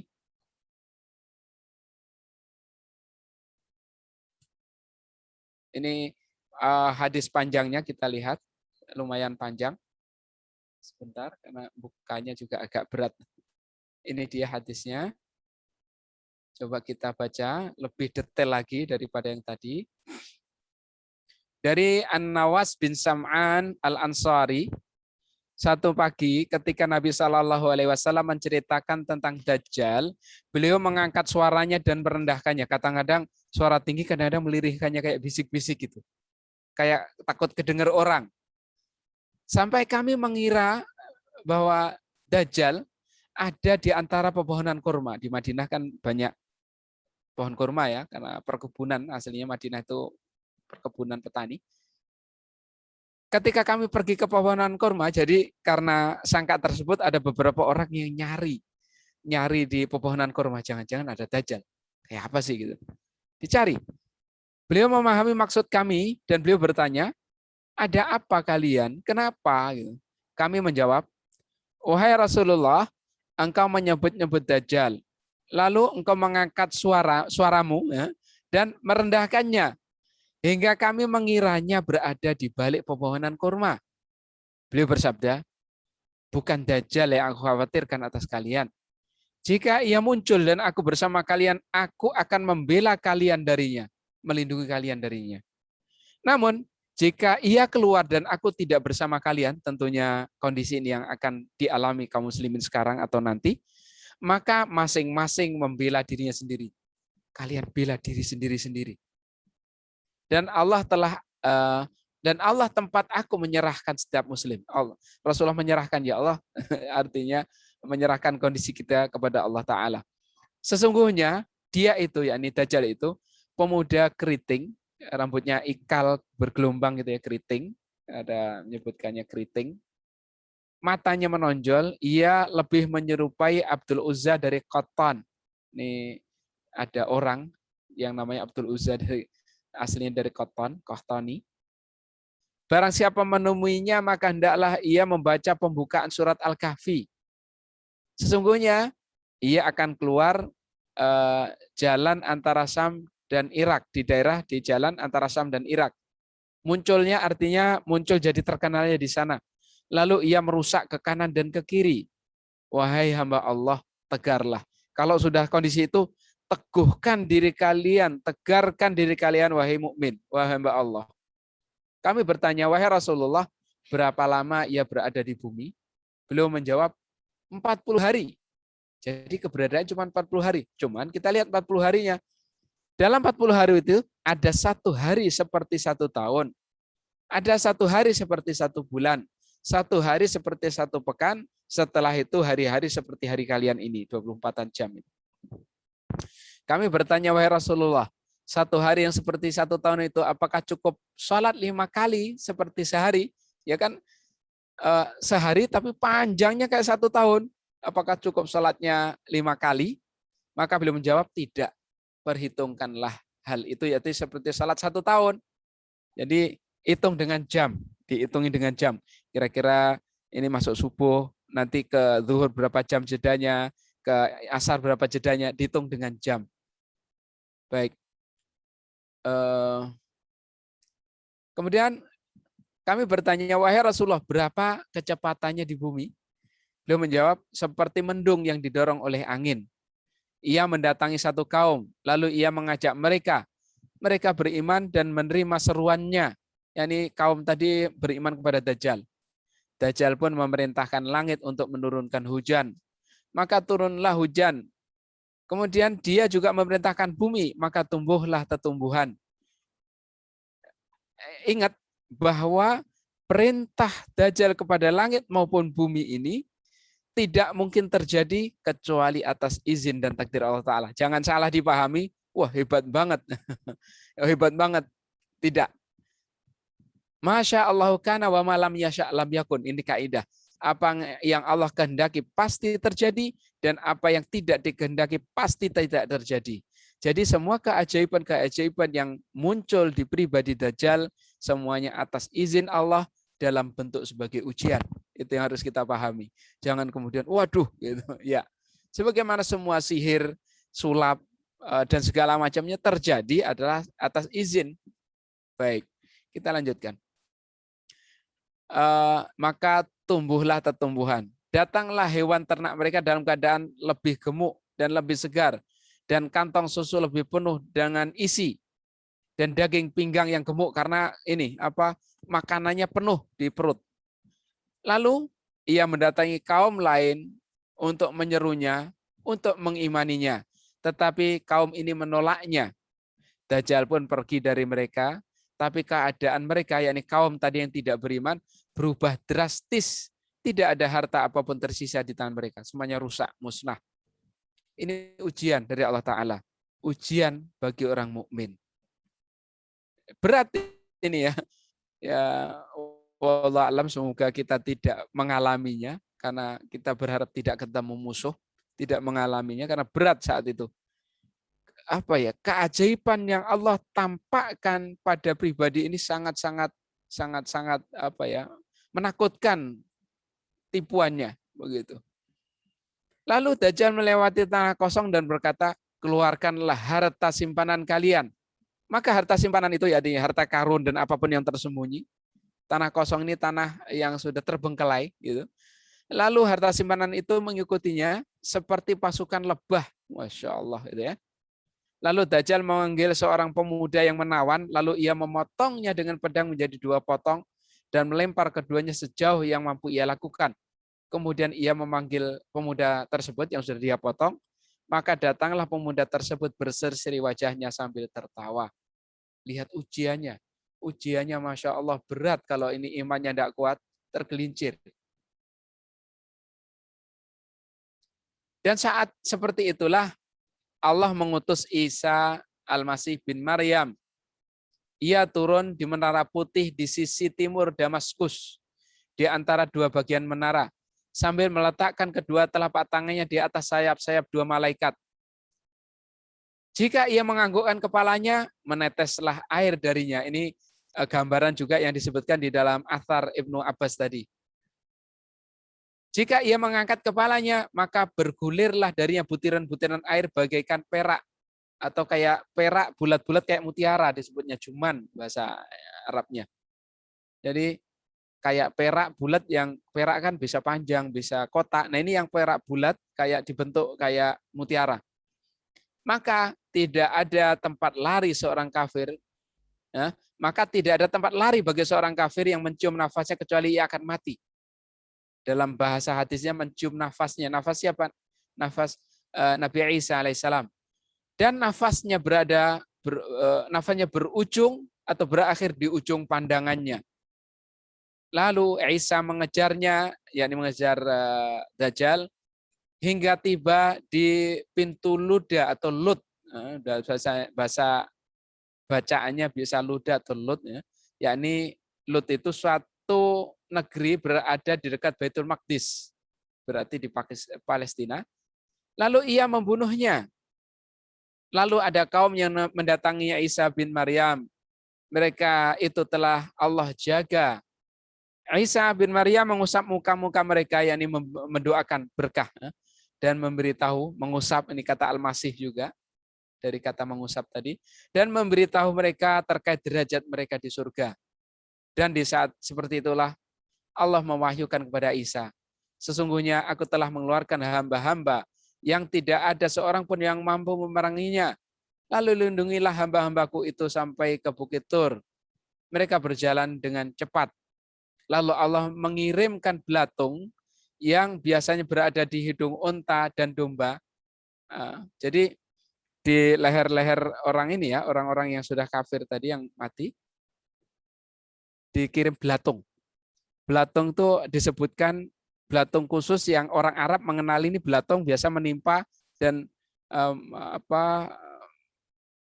mengidap pada hidung unta dan domba gitu. Sehingga mereka berubah menjadi mangsa, artinya jenazah-jenazah tadi jadi mangsanya. Belatung tadi seperti matinya satu orang. Jadi seakan-akan matinya serempak bareng kan saat itu. Kemudian Nabi Isa turun bersama sahabat-sahabatnya ke bumi. Mereka tidak mendapati tempat seluas jengkal pun kecuali dipenuhi oleh kebusukan mereka. yakni bangkai orang-orang yang kufur tadi. Lalu Nabi Isa dan sahabat-sahabatnya memohon kepada Allah. Lalu Allah mengirimkan burung-burung sebesar leher unta. Lalu burung-burung itu membawa bangkai-bangkai tadi dan menjatuhnya kemanapun Allah kehendaki. Jadi membersihkannya. Lalu Allah mengirimkan hujan hingga langit dari tanah dan kemah dari bulu tidak bisa melindungi darinya. Artinya hujan itu sangat deras. Walaupun rumah itu dari tanah liat, tetap akan tertimpa hujan walaupun di dalamnya. Hujan itu mencuci bumi hingga menjadi bagaikan cermin bersih. Lalu dikatakan kepada bumi, tumbuhkanlah bebuahanmu dan kembalikan berkahmu. Maka hari itu semua kelompok makan delima dan bernaung di bawah naungannya. Dan memberikan berkah pada, yakni kondisi itu memberikan berkah pada susu unta. Bahkan susu satu unta yang baru melahirkan saja mencukupi untuk orang banyak. Dan susu sapi yang baru mendekati kelahiran cukup untuk satu kabilah. Dan susu kambing yang mendekati kelahiran, artinya bahasanya di sana lakhah, itu diartikan baru mendekati kelahiran, belum serius. Artinya nanti susu itu akan menjadi banyak setelah lahir kan biasanya gitu. Mencukupi satu keturunan, satu kerabat gitu. Saking berkahnya begitu, saking banyaknya kebaikan saat itu. Di saat seperti itu Allah kemudian mengirim angin yang baik, mengambil mereka di bawah ketiak mereka, lalu mengambil roh setiap mukmin dan muslim, dan yang tersisa hanyalah orang-orang buruk karena setiap mukmin dan muslim sudah wafat oleh angin yang baik tadi. Yang orang-orang buruk tadi mereka saling berhubungan badan sebagaimana keledai di depan orang-orang. Kepada mereka lah hari kiamat terjadi. Hadis rawahu Muslim. Jadi kiamat pemusnahan itu nanti akan terjadi pada mereka orang-orang kafir. Adapun orang-orang mukmin dan muslim telah diwafatkan dengan angin yang baik tadi. Baik, itu kira-kira gambarannya. Di mana dan bagaimananya. Ciri fisik Nabi Isa. Ini hampir 1,5 jam. Ini Bu Dokter sudah buka kamera. Bagaimana Bu Dokter? Kita selesaikan. Sedikit lagi ya? Ya, tinggal ini kita percepat ya. Ya. Kalau gitu, ciri fisiknya. Postur tubuh sedang, tidak tinggi, tidak pendek. Kulit cenderung antara kemerah-merahan, antara putih kemerah-merahan. Dada bidang, rambut lurus dan meneteskan air padahal tidak terkena air. Sangat mirip dengan sahabat yang namanya Urwah bin Mas'ud Ats-Tsaqafi. Nah, kita nggak kenal. Kalau para sahabat zaman dulu bisa mengenali, ditunjukkan tuh kayak gitu tuh. Dalilnya nggak kita buka biar mempercepat. Misi dan tugas setelah membunuh Dajjal selanjutnya membuat keadaan kaum muslimin jadi stabil. Jadi ini kira-kira menegakkan hukum Islam, menundukkan manusia di bawah syariat dan menghukumi agama-agama yang melenceng. menegakkan kalimatullah, membatalkan dakwah Yahudi dan Nasrani, membatalkan jizyah, membunuh Dajjal, menjadi hakim di antara manusia, menyebarkan keadilan dan kedamaian, kesejahteraan dan keamanan juga jadi tugasnya. Hilangnya raja-raja Quraisy, menghilangkan kebencian, iri, permusuhan dan dari hati manusia, berhentinya peperangan dan pertikaian. Dalilnya ada di sini. Cuman kita singkat waktunya karena waktu. Kedudukan orang yang menyertainya, ini penjelasan Nabi Shallallahu Alaihi Wasallam. Ada dua kelompok dari umatku yang diselamatkan Allah dari api neraka, yaitu kelompok yang memerangi India dan kelompok orang yang bersama Isa putra Maryam, yakni yang fatah dakwah ke India. Maksudnya ini diantara yang dilindungi dari neraka. Maksudnya. Hikmah turunnya, kenapa sih jadikan ceritanya menjadi seperti ini? Satu, membantah klaim Yahudi yang mengklaim mereka membunuhnya. Allah membantah klaim tersebut. Dan dia akan memerangi mereka. Dia akan membunuh kepala mereka, yakni Dajjal, yakni Nabi Isa. Kemudian kedua, Nabi Isa AS mendapatkan keutamaan umat Muhammad dalam Injil. Maka dia memohon kepada Allah agar menjadi kaum ini. Yakni Nabi Isa itu dalam Injil ketemu, oh ini ada Nabi Muhammad, umat termulia. Dia minta dijadikan bagian dari umat termulia tersebut. Maka diturunkan nanti akan membawa syariat Islam dan sebagai umat Nabi Muhammad. Kan dia ingin ngejar keutamaan tersebut. Tiga, turunnya merupakan tanda bahwa ajalnya telah dekat. Dan agar ia dimakamkan di bumi. Karena ia makhluk dari tanah, maka ia dikebumikan di tanah. Yang keempat, dia menegaskan kedustaan orang-orang Nasrani terkait klaim bahwa dia adalah anak Tuhan dan mematahkan salib, artinya ya merusak salib itu tadi. Yang kemudian menunjukkan atas hubungan kuat antara Nabi Isa dan Nabi Muhammad alaihissalam. Sedangkan poin dalilnya kita tinggalkan dulu. Kemudian juga ada salam dari Nabi Muhammad untuk Nabi Isa. Ini sudah beberapa dalilnya, langsung saja. Dari sahabat Abu Hurairah, Rasulullah SAW bersabda, hampir saja Isa putra Maryam turun sebagai seorang hakim dan imam yang adil. Ia akan membunuh babi, menghancurkan salib, dan hanya akan ada satu dakwah, yakni Islam. Maka hendaklah kalian sampaikan kepadanya, atau sampaikanlah salam dari Rasulullah SAW kepada, yakni beliau ingin nanti kalau yang ketemu, sampaikan salamnya kepadanya. Begitu, ini pesan. Siapa yang ketemu, ya pesan ini kita teruskan ke orang-orang setelah kita. Durasi di dunia berapa lama? 40 tahun. Dalilnya ini di hadis Abu Hurairah, hadis Rawahu Dawud dan Ahmad. Jadi 40 tahun. Kalau Dajjal 40 hari, kalau Nabi Isa 40 tahun. Dan juga beliau juga akan menunaikan haji. Dalilnya Rawahu Muslim. Ya, ini karena waktu juga agak saya percepat. Silakan untuk ibu-ibu sekalian, jika ada komentar, tanggapan, saya persilahkan. Mohon maaf kurang lebihnya. Saya kembalikan kepada Bu Dr. Nuli. Ya. Terima kasih Ustadz atas pemaparan yang luar biasa ya. Kayaknya benar-benar di luar akal Ustadz ya, benar-benar kayak dongeng gitu ya, padahal benar gitu. Kayaknya benar-benar seperti nonton film ya. Kayaknya gimana gitu. Nah ini ada pertanyaan Ustadz dari Mbak Puji Widayati. Bentar saya bacakan Ustadz ya. Assalamualaikum Ustadz, izin bertanya, apakah ada alasan mengapa Nabi Isa yang terpilih sebagai yang akan mengalahkan Dajjal? Itu yang pertama. Yang kedua, apakah ada nabi lain yang masih hidup saat ini atau sampai akhir zaman? Baik. Kalau penyebutan alasan kenapa Nabi Isa yang dipilih, saya tidak menemukan dalil. Karena alasan ini tentu rahasia Allah Ta'ala. Kenapa dipilih? Karena yang memilih bukan kita. Yang memilih adalah Allah Ta'ala. Dan ketika Allah Ta'ala tidak menjelaskan baik dalam ayat maupun hadis melalui lisan Rasulullah SAW, saya tidak bisa menyebutkan kenapa beliau dipilih, kok enggak Nabi yang lain. Wallahu a'lam. Apa karena sama-sama punya gelar Al-Masih? Wallahu a'lam. Ini cuman makanya saya bertanya, apa sama-sama gelar Al-Masih gitu. Wallahu a'lam, sama-sama Al-Masih ya. Yang kedua, apakah ada nabi lain masih hidup saat ini sampai akhir zaman? Yang disepakati dan kita tahu dalilnya sangat kuat adalah Nabi Isa. ada satu nabi lain, Nabi Idris, tapi itu diperselisihkan karena nasnya ada di dalam ayat, tapi ayat itu dipahami, ada yang memahami sebagai bentuk apa kehidupan sebagaimana Nabi Isa, dan ada yang memahami lain. Jadi nabi lain itu diperkirakan karena ini bagian dari para ulama berdiskusi benar nggak ya gitu. Jadi nggak bisa diyakini Nabi Idris itu saja yang ada. Baik, itu mungkin yang bisa saya sampaikan. Teman-teman kalau ada yang mau langsung tanya silakan ya. Baik, adapun lanjutannya ada Khidir, itu tidak ada nas yang menyebutkan beliau sebagai nabi. Yang ada nas-nas di dalam Quran beliau adalah orang soleh, orang baik. Mungkin ada yang bertanya, orang soleh kok lebih pintar dari nabi, gitu ya? Lebih pintar dalam satu hal.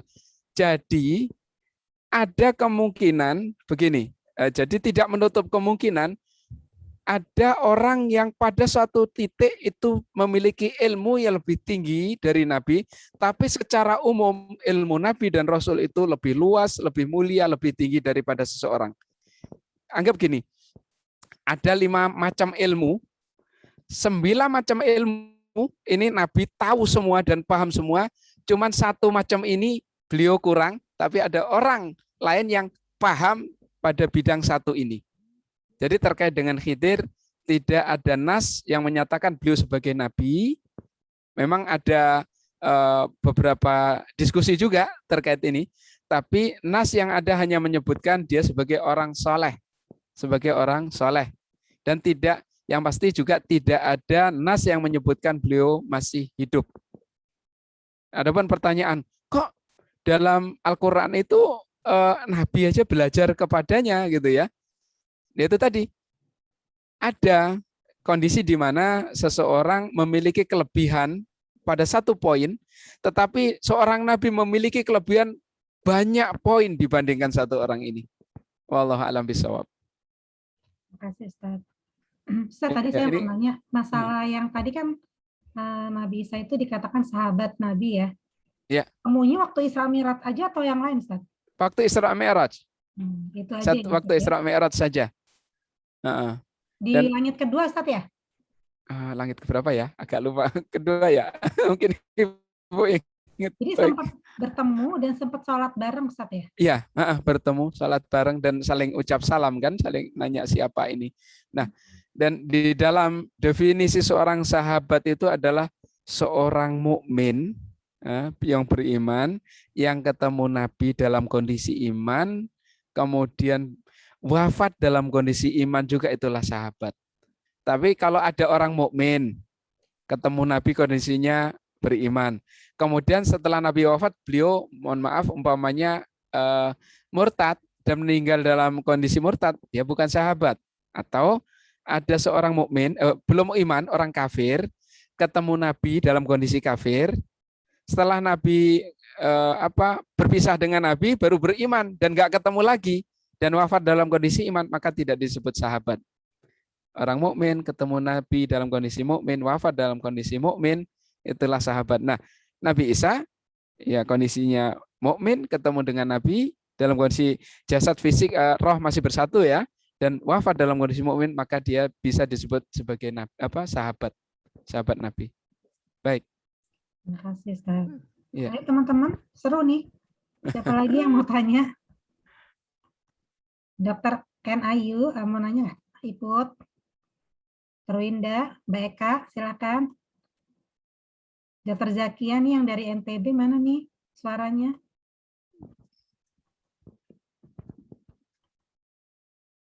Ada lagi yang mau tanya? Ustadz nanti mau nanya, kalau yang Nabi Isa itu nanti turun, berarti dia tinggalnya di sekitar Palestina lagi Ustadz ya? Iya. Nantinya akan tinggal di situ ya? Rata-rata kisah ini berkisar di sana. Tapi kemudian apakah nanti akan beredar lebih luas lagi, tidak bisa kita tebak. Karena berbicara tentang ghaibiyat, apa yang terjadi nanti kan bab ghaib, itu tidak mungkin kita reka-reka kecuali dengan dalil. Mohon maaf. Jadi yang pasti kisah-kisah yang terjadi dan tersebutkan di dalam dalil ini berada di sekitar Jazirah Arab. turunnya di Damaskus, itu kan daerah Syam, daerah utara. Kemudian tadi ketemunya ngejar Dajjal juga di Palestina, begitu. Adapun terkait dengan Menara Putih itu memang ada beberapa literasi yang menggambarkan ada di sana Menara Putih itu sekarang jadi menara di pasar, tetapi tidak bisa diyakini menaranya itu ada sekarang Menara Putih itu. Fotonya pun ada. Nanti bisa ketik umpamanya di Google Menara Putih coba gitu, tempat turunnya Nabi Isa. Akan muncul beberapa menara itu, tetapi yang perlu kita sampaikan jangan diyakini 100% pasti di situ. Karena hadis hanya menyatakan di Menara Putih. Di daerah sana apakah tepat yang itu? Allahu a'lam. Kalau kita meyakini pasti di situ nanti takutnya keliru. Ternyata enggak di situ. Yakin nanti kita keliru lagi gitu. Ya, ada diskusi juga di antara para pengamat dan pemerhati masalah ini. Dan menara itu memang ada.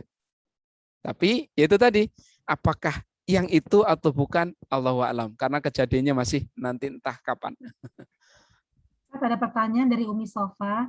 Bagaimana dengan Imam Mahdi? Apakah beliau bertemu dengan Nabi Isa? Baik. Tidak tersebutkan. Tidak tersebutkan, wallahu a'lam. Apakah tapi Imam Mahdi itu sejaman dengan Dajjal kan Ustaz ya? Iya. Nantinya. Kan katanya Ustaz Imam Mahdi itu nanti kan bertikai dengan Dajjal ya Ustaz. Tapi Dajjal nantinya dengan Nabi Isa kan gitu ya? Iya. Ya, makanya gini, kadang ada yang memahami Imam Mahdi itu siapa sih? Imam Mahdi itu artinya kan imam yang mendapatkan hidayah. Sosok ini siapa sebenarnya? Apakah Nabi Isa itu sendiri atau orang lain? Itu bagian yang, karena itu bukan nama. Itu bukan nama. Bukan nama. Al-Imam itu ya seorang imam. Al-Mahdi itu yang dihidayai, mendapat petunjuk. Sosok ini sebenarnya siapa? Nah, itu yang sebenarnya bagian dari Misteri ya Ustaz? Maaf? Masih misteri. Iya, bagian dari misteri. Apakah sebenarnya dimaksud adalah Nabi Isa itu sendiri atau sosok yang lain? Wallahu a'lam. Nanti gitu. Kalau cuman di sini saya tidak masukkan ke pembahasan. Baru ngeh, oh iya ya, kenapa enggak ini ya, baru ngeh tadi. Iya. Mohon maaf, mungkin suatu saat nanti coba kita sampaikan. Ustaz, enggak apa-apa ya 10 menit lagi Ustaz. Silahkan. Menarik ya teman-teman. Kira-kira ada lagi yang mau bertanya? Berarti nanti Ustadz kajian selanjutnya apa Ustadz judulnya? Kalau mengikuti urutan ini ada Ya'juj dan Ma'juj. Ya'juj dan Ma'juj itu lama juga Ustadz ya? Satu tema itu? Ya satu tema tapi mungkin nggak panjang banget, nggak sepanjang ini kemungkinan. Oke, nanti teman-teman ikuti lagi ya kajiannya Ustadz ya.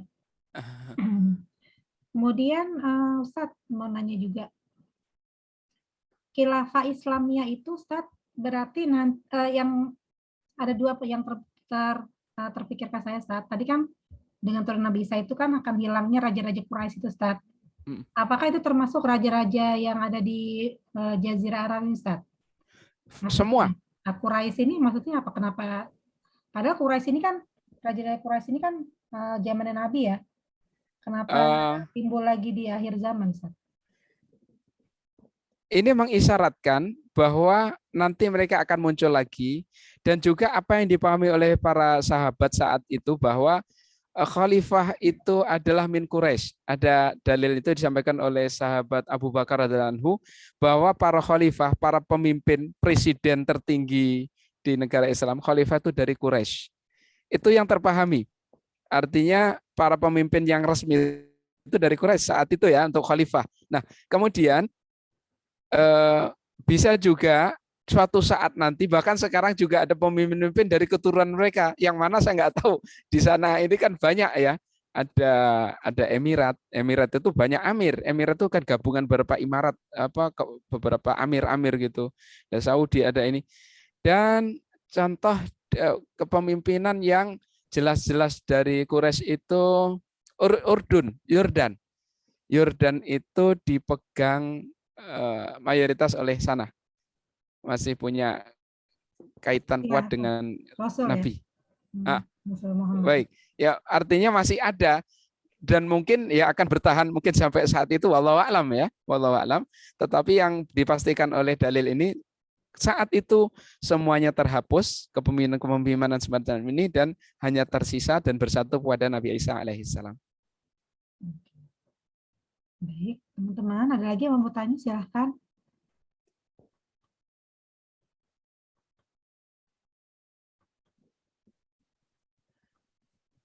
Ini kalau mau melihat silsilahnya Nabi Isa, Iya. Nabi Isa ini nampak di layar dari Nabi Adam, lanjut ke Nabi, kita ikutin yang Nabi-Nabi saja. Iya. Kita buka. Yang hijau ini yang Nabi, yang keluar warna hijau. Kalau yang enggak hijau berarti bukan Nabi. Nabi Ibrahim ke Ismail, ke Ishak, Ismail ke Muhammad, Ishak ke Yakub, Yakub ke Yusuf,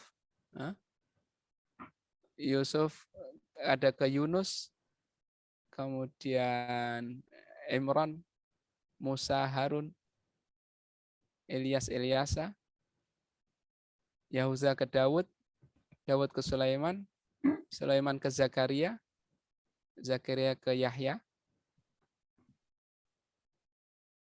Ayub Zulkifli, Syuaib di Madian, Lut. Yang di sini nggak muncul, kalau di bawah ini nggak muncul nabi-nabi. Kita lanjutkan ke sini. Iya, Nabi Isa di situ ngumpetnya. Terbayang ya? Jadi jalurnya ini dari Nabi Adam ke Idris ke Nuh, ini loncat-loncat karena nggak ada nabi, bukan nabi, ke Ibrahim, ke Ishak, ke Yakub, Yakub ke Yahuda, Yahuda ke Daud, Daud ke Sulaiman, Sulaiman punya anak ke Zakaria. Kemudian ini nggak selalu pasti anak loh ya, artinya keturunan lanjutannya gitu. Maryam kan putrinya Imran, ini lanjutannya ada yang disingkat-singkat. Baik. Dari Zakaria terus ke Maryamnya gimana? Ini dari Sulaiman ke Imran ke Maryam. Ini ada dua jalur pisah. Jadi beberapa diloncat. Ya, jadi dari Sulaiman, Imran, jalurnya lewat Sulaiman. Oke. Baik. Ini Nabi Yakub itu kita bisa lihat dia punya istri beberapa orang. Ini istri pertama. Kita tutup biar ketahuan nampaknya. Ini. Ibunya dari Rahel binti Layan, dinikahi setelah Laya meninggal. Ini ibunya, ini 1, 2, 3, 4, 5, 6, itu ibunya Laya bin Layan Khol Yakub. Ini kan ingat kisah Nabi Yusuf dan Bunyamin ya, kan saudara kandung. Sedangkan saudara-saudara yang menjahatinya saat itu, ini 1, 2, 3, 4, 5, 6, 9. 1, 2, 3, 4, 5, 6, 7, 8, 9, 10. Ya, 10 ya? Ya, itu. 10 yang menjahati ya, Sat? Ya, karena beda ibu. Dan punya anak lain dari itu, 2 orang budak perempuan. Baik. Itu yang kisahnya Nabi Yusuf itu begitu kok. Kenapa kurang suka? Ya karena beda ibu. Baik. Ini ada pertanyaan. Iya. Dari Bu Nurfianti. Ustadz, saya pernah dengar mengenai pemuda yang melawan Dajjal. Apakah itu Nabi Isa? Pemuda yang melawan Dajjal. Baik. Pemuda yang melawan Dajjal. Kalau yang jelas dalam hadis yang nanti melawan dan menyelesaikannya adalah Nabi Isa. Adapun kalau disebut yang berusaha melawan, hampir seluruh kaum mukminin yang yakin akan tersebut pasti melawannya. Kayak tadi satu kaum menolak semua. Itu tadi. Semua kaum mukminin pasti akan melawannya. Tetapi itu tadi, ada yang lolos ujian, ada yang nggak lolos. Kalau ini maksud satu pemuda yang akan menyelesaikan Dajjal, mengakhirinya ya Nabi Isa alaihissalam. Baik. Baik, Ustaz. Oke, mungkin ada lagi teman-teman yang mau bertanya?